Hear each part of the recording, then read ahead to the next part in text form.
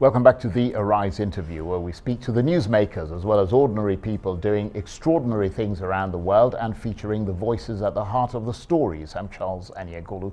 So tonight, live on American television, quite a moment. After months of shadow boxing, President Trump and his Democratic opponent, Joe Biden, will come face to face for the first time in the presidential race in Cleveland, Ohio, a state that is seen as a true bellwether state because no Republican has ever won the presidency without winning Ohio. But the Democrats are hoping for a comeback this year. Tonight's debate, the first of three, could be a turning point in the campaign as tens of millions of Americans tune in to see Donald Trump and Joe Biden go head to head.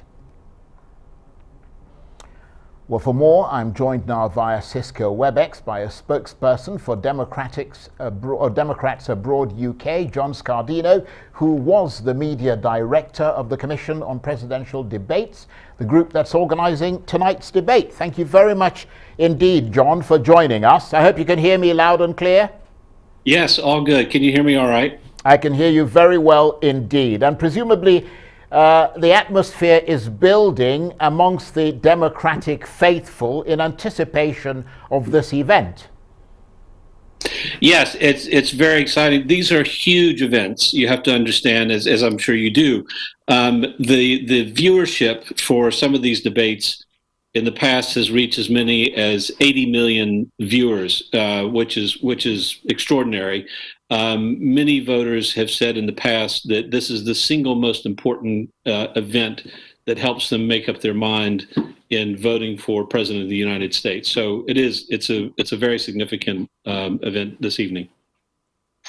But of course, the physical audience, which usually kind of gingers up the environment, the physical audience that's normally in the auditorium, is going to be very tiny, the bubble quite small. I understand as few as 60 or less in the audience, all of them COVID tested. That's right. It is an extraordinary time that we're in, and the organizers are being particularly sensitive to make sure that they're doing this in a safe way for everybody involved. If you watch these in the past, you'll often see the audience will react very strongly one way or another. The Commission on Presidential Debates tries to do a good job of dividing up the audience so that both sides get a roughly equal number of people in the audience. But there's also usually provision made so that the venue where these are held, and they're typically held at universities around America, that the students get to participate, get to be there. And that's usually one of the requirements when a university has offered to host these events. That's usually there's a requirement that there is a provision made so that students can participate, because you can imagine it has a very important educational factor for those who are interested in experiencing the great American political scene. Well, absolutely. And I'm just wondering how much that will give the candidates.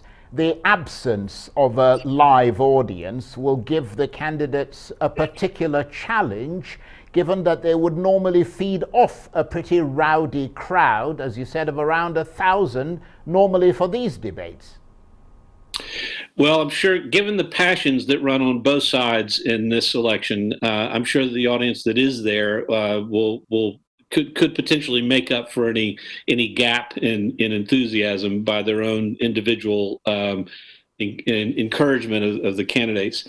But I do have to agree with you. I think it will be something for both candidates that they're going to have to grapple with and anticipate. As you say, normally when you're speaking to a live audience, you will be anticipating where you will get response. Your speechwriters will be anticipating where the applause lines might come. And so it's one of those things that the candidates will have to do. Now, Donald Trump has had a record of being very unpredictable. And he does feed off of a crowd, so we don't know how he will do tonight. but he tends to do things in a way that is he will make every effort to upset the other people on the stage.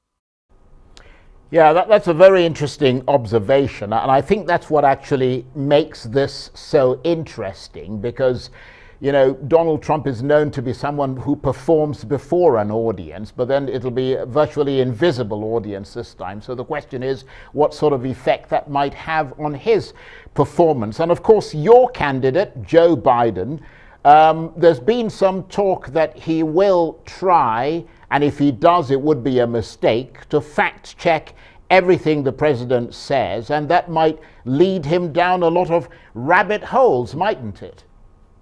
Well, I think you've got a very good point. If you were to spend, if Joe Biden or the moderator, Chris Wallace, were to spend the evening trying to fact check Donald Trump's statements, they would be there for a very long time, and that would be the entire focus of the evening, because as we know, Donald Trump has a long record of untruths. So I think it's even the moderator has said his ambition for the evening is he has made it quite clear he is not going to spend any time fact checking. That will be for other news media and other organizations to do. I'm sure we'll see a lot of that the day after.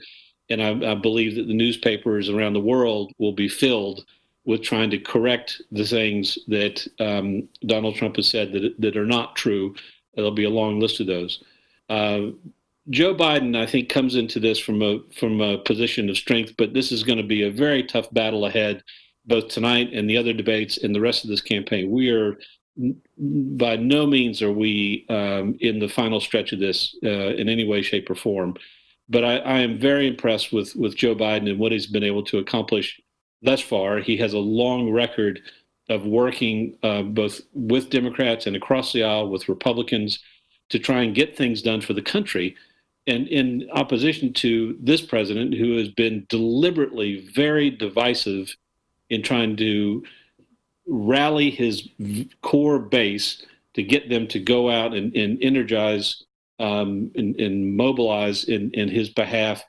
And part of that strategy is not to be truthful. As you've seen, he's not been truthful about how he's handled or mishandled the COVID crisis that we have in America, with a record number of deaths and the tragedy of the way that this crisis has been managed. It is a crisis and a tragedy, not only on a public health aspect, but economically and on a personal level with the people, the families that have been affected by it.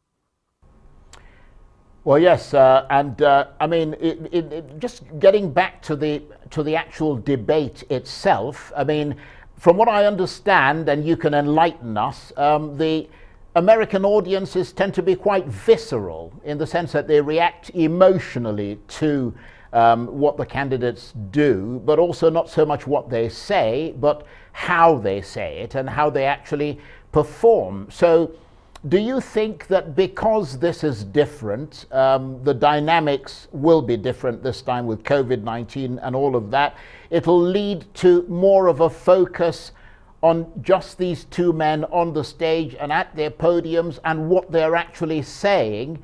And in that sense, what do you think the discussion will focus on mostly? Well, the moderator gets to choose the topics for the discussion. He has published those in advance, and they will include things like the state of the U.S. economy, the truthfulness of the campaign thus far. They will include a variety of other things, including, I believe, a discussion of the state of the global environment and climate change and some of the big issues affecting both America and other countries as well.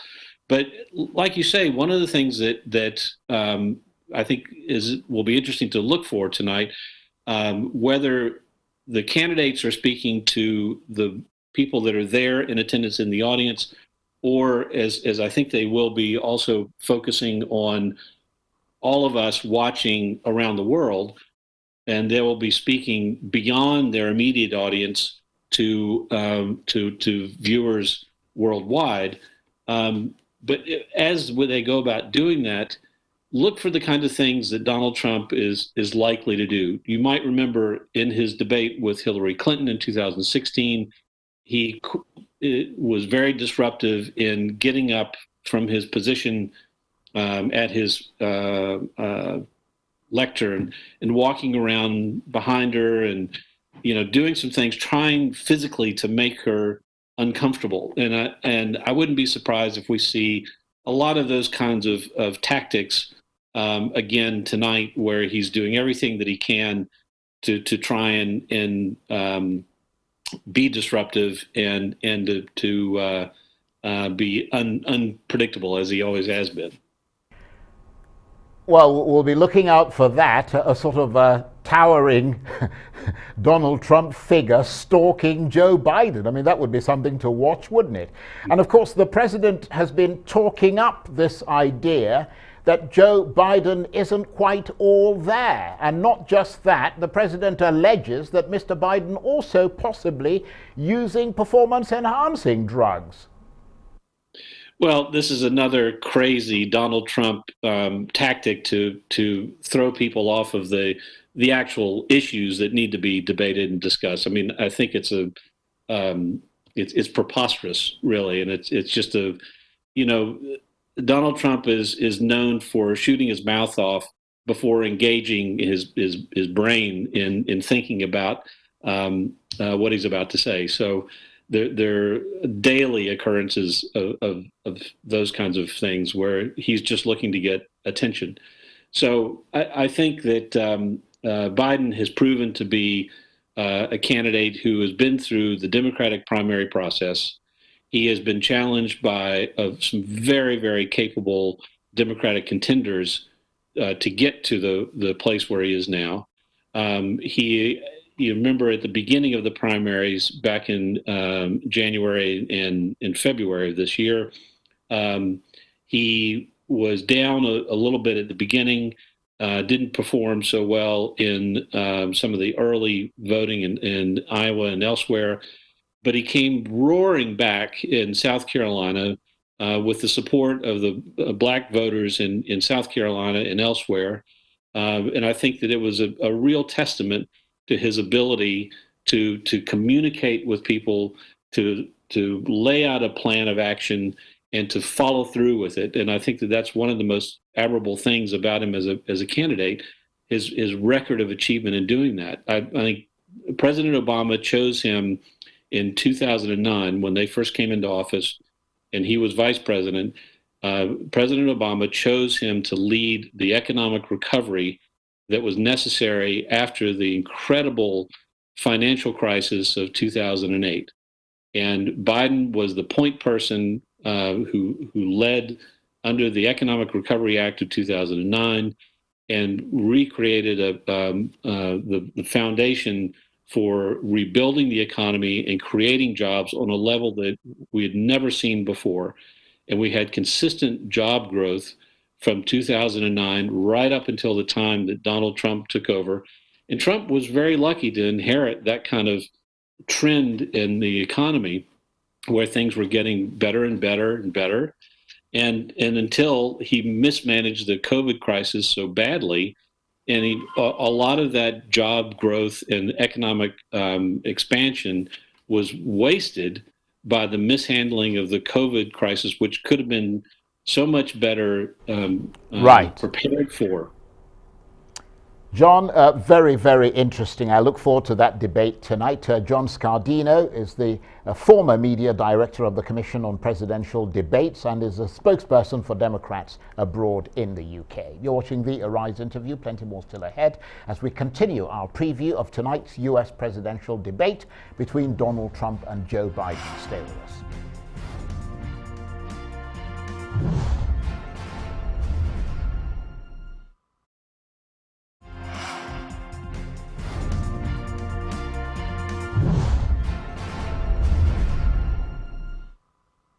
Welcome back to the Arise interview. I'm Charles Aniagolu. Now, it could be a potential turning point in the US presidential campaign.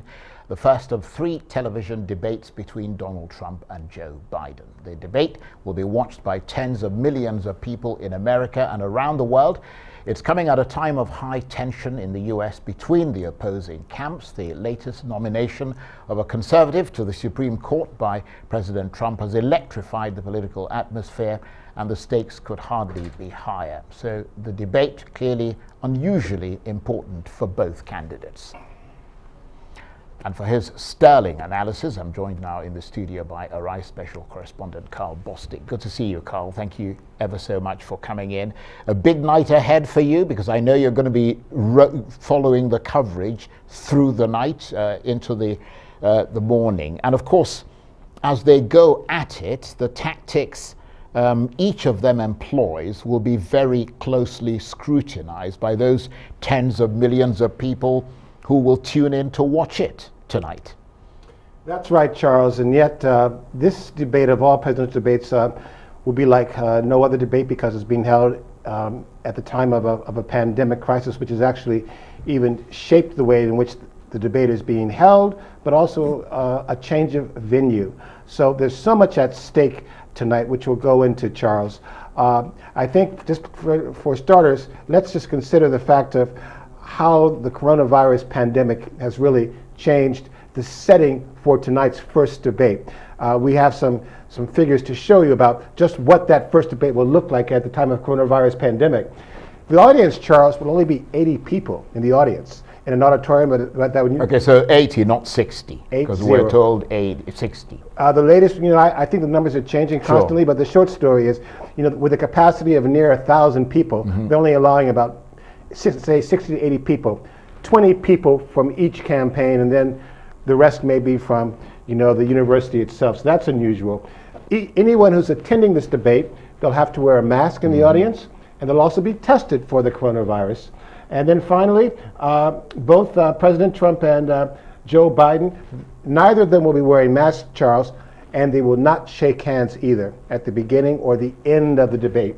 And following that, it's President Donald Trump who gets the first question. Now, the thing to keep in mind also, Charles, is whether or not this will make a difference. We have another, set of figures to show you of just how big this will be in terms of the audience. What's at stake? If you look at these states right here, you see Michigan, Wisconsin, Pennsylvania, Arizona, Ohio, Florida, North Carolina. What's striking about this, Charles, is this. 4 years ago, Charles, Donald Trump won all of those states. All of those states. At this point of time, if the election were held today, he's trailing in them all. So that's really striking. And then if you look at what that means for the Electoral College, we can just show you where we are with the Electoral College in the next slide here. If the election were held today, knowing that 270 people, electors are necessary to win it, from today's New York Times, their poster says if the polling averages today translate perfectly to election results on November 3rd, Mr. Biden would win nearly 360 electoral votes. Right. And additionally, there's a possibility it could even be a landslide. That's if he wins Texas, for example. But of course, it's not being held today, so he... No, but what's also unusual is that Right. the gap is much wider. What's different this time is this, Charles. Now, the pollsters are coming out and saying that compared to where Hillary Clinton was 4 years ago, it's even outside that margin of error. He's that far ahead. Because also, they revised their polling techniques, because what happened last time in 2016, Charles, this is like really more like inner, data collecting type stuff, but the short story is people had undercounted non-educated whites. And this time they factored it in. And that's why you see the polls still healthy for Biden. But of course, this is taking place in this debate tonight in Cleveland, Ohio, which is a state that's seen as a true bellwether, because no Republican, I understand, has ever won the presidency without winning Ohio. And of course, Donald Trump has a big base there. Not that that has any direct impact on the debate itself, but psychologically, it may be good for him. Well, again, though, that's why when I showed you that that table of states and whatever and such, Joe Biden is even leading in Ohio. And in effect, what makes it so much pressure on Donald Trump, Joe Biden has multiple paths to get to 270. He doesn't even have to win Ohio, for example. He doesn't have to win Florida. He's already at 270. He's already ahead in those Rust Belt states that put Donald Trump ahead, Michigan, Wisconsin especially, and Pennsylvania, which could be the other prize. Only late this morning, it was showing that Pennsylvania, Joe Biden was now ahead in 9 points, by 9 points. And that's the biggest size Rust Belt state with 20 but that's votes. why tonight's debate is quite important, because all those things could disappear. Well, let's go into that, Charles, first of all, but let's just consider just how much it's just changed in the past 48, 72 hours, because originally there was a list of 6 topics that were going to be concentrating their minds in terms of what they'd be talking about. But now let's look at what's now on the stage with the topics. We have something to show you. It's not only for the Trump and Biden record, Supreme Court, COVID-19, the economy, race and violence in cities, the integrity of the election. Now it's President Trump's tax returns. Now that's interesting. Who'd have thunk that? That is interesting. That was just Sunday night, Charles. And I think one way to also put this in perspective, Charles, is this. Every day that President Trump is on the defensive is one lost day, is one squandered day. That's a very good point. One missed opportunity for being on the offensive. So he's losing time by being on the defensive. And to get to your question about how much difference does this make, let's look at the impact of the first debate. We have some more figures to show you, Charles, here. And what we see is this. Okay, it'll be a big TV audience, Charles. I mean, the record-setting first debate was Hillary's and Donald Trump's second debate of 84 million viewers. This time they expect nearly 3/4 of all voters planning to tune into this first debate. But what's interesting, though, is Charles, is this.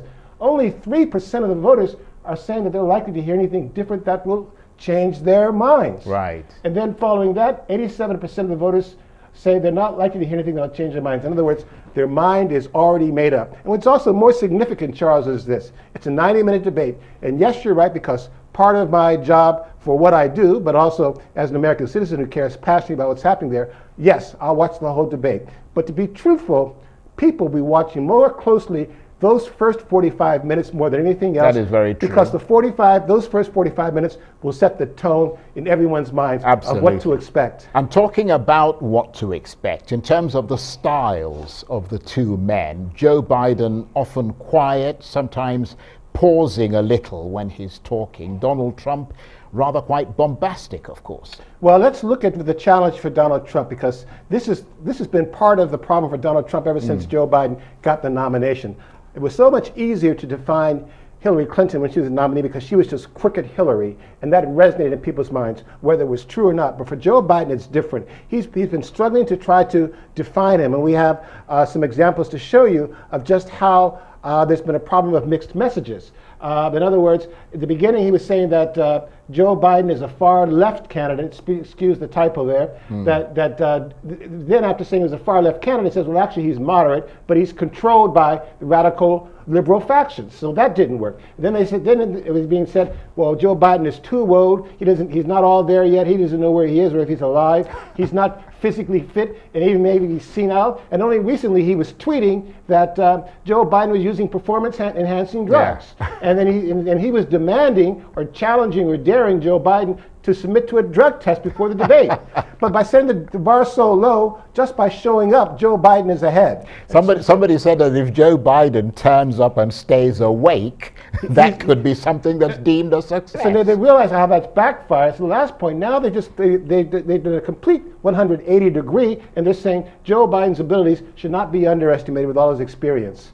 So that's the problem right there, how to define Joe Biden. But then the other side is this, we don't know which Donald Trump will show up. Will it be the Donald Trump that we see behind those tweet storms, the Donald Trump at those Make America Great rallies, or it'll be a different kind of a Donald Trump where it's maybe more subdued, but he'll still be vicious and still be a bully. Well, I'll tell you what, Carl, I'm going to stay up to watch this. You've convinced me. Very, very interesting, and thank you ever so much. Carl Bostic, our special correspondent. That's it for this edition of the Arise interview. Join us again tomorrow from me and the entire team here in Abuja and the UK and the United States. Bye-bye, and thank you for watching.